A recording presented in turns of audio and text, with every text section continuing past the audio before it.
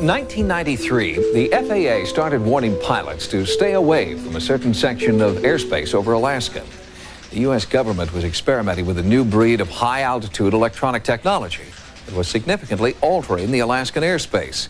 The experiments continue to this day, and critics are warning that this project could have global effects that will destroy our planet.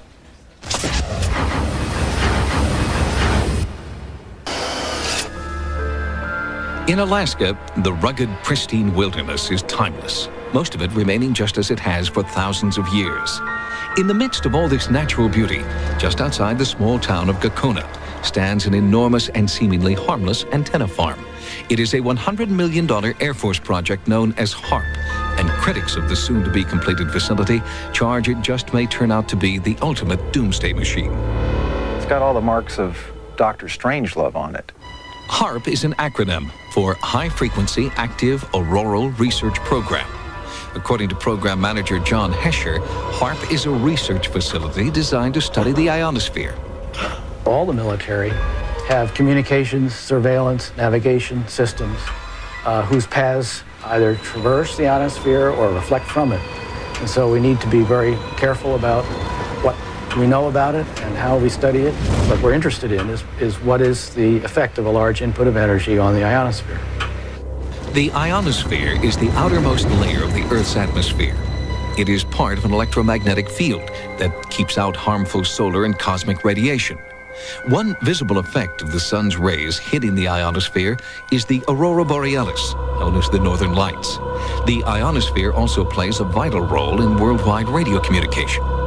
The first transmission of radio waves across the ocean were quite a surprise when it was first done. People thought there'd be no chance to transmit the signals across the ocean by wireless. And in fact, what the ionosphere does is act like a mirror. And so you transmit a signal and it bounces off the ionosphere and then it bounces off the Earth. When HARP is fully operational, it will transmit extremely powerful blasts of high-frequency radio waves directly up into the atmosphere, superheating the electrons that make up the ionosphere. This will cause them to disperse, effectively punching a hole in the ionosphere. But after you turn the instrument off, this thing kind of moves around and it gets replenished. And within a few minutes, it's back to where you can't even detect that there's a hole anymore. The Air Force says that manipulating the ionosphere and studying the effect will allow them to improve the efficiency of communications, navigation, and surveillance systems. But researchers outside the military see HARP as a high-tech weapon with global implications.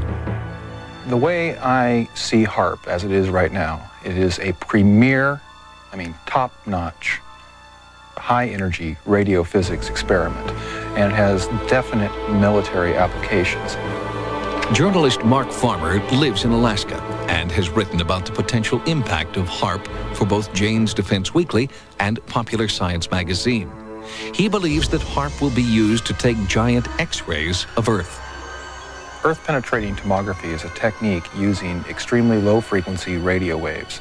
Today in geophysical probing, scientists will use explosives or a machine that thumps the ground to produce these waves, but HARP will stimulate the auroral electrojet to make an antenna thousands of miles long that will emit these ELF waves.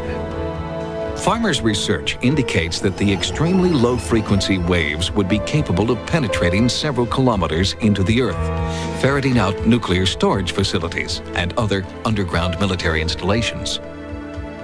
This is producing surveillance systems able to detect stealthy cruise missiles and aircraft.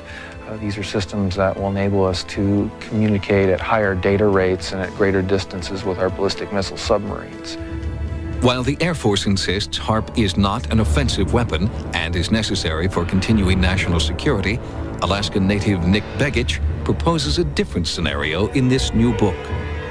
The things that we found in other Air Force documents, one in particular was a document put together in '82. The document was called Low Intensity Conflict in Modern Technology, with a foreword by none other than Newt Gingrich.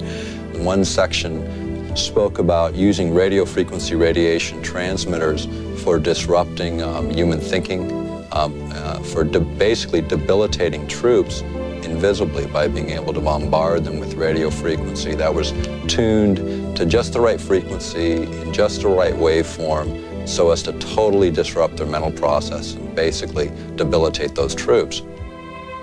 Because of HAARP's potential to disrupt the Earth's magnetic field, many observers are concerned that it will damage the biomagnetic sensors that migratory animals like salmon and birds depend upon. Anything that HAARP can do to the magnetic field is orders of magnitude smaller than the natural variations of the Earth's field. So I would have to say, no, there's nothing we can do to affect the salmon. But what generates the most concern by far is HAARP's ability to tamper with and punch holes in the ionosphere. The thing that one of the Air Force documents points out is that they want to use this heater to create enough energy in the ionosphere to get a runaway effect up to the next stabilizing level, whatever that might be. It's precisely whatever that might be that worries Dr. Patrick Flanagan, a physicist who believes the ionosphere is extremely fragile. The ionosphere is a chaotic system that is on the edge of instability. So the trigger point for HAARP would be that energy and that frequency which throws the ionosphere into chaos. In other words, it would be that point which throws it over the edge. It could create a change in the ionospheric shield that protects us from cosmic radiation. We're worried about the ozone layer. The ozone layer is nothing compared to what HAARP could do. You know, we're worried about ultraviolet light. That's just a very harmless ray compared to some of those energy streams or particles that are coming from outer space that are being deflected by this natural shield around the Earth. And this is what HAARP wants to play with. Critics worry that HAARP has been placed in the hands of too few, and that international debate is necessary to fully explore all the potential dangers that this project may soon unleash, a proposal in which the Air Force has shown little interest to date. Once we open this box, and it is a veritable Pandora's box, we're not going to be able to close it. And of course, once you acquire a technology, you want bigger and better aspects of it. And then we come into the questions of whether or not, if we go big, if we go better, if we're going to cause damage to our planet. Proponents of HAARP insist the danger has been grossly exaggerated. The project continues to move forward as scheduled and will be fully operational by 1997.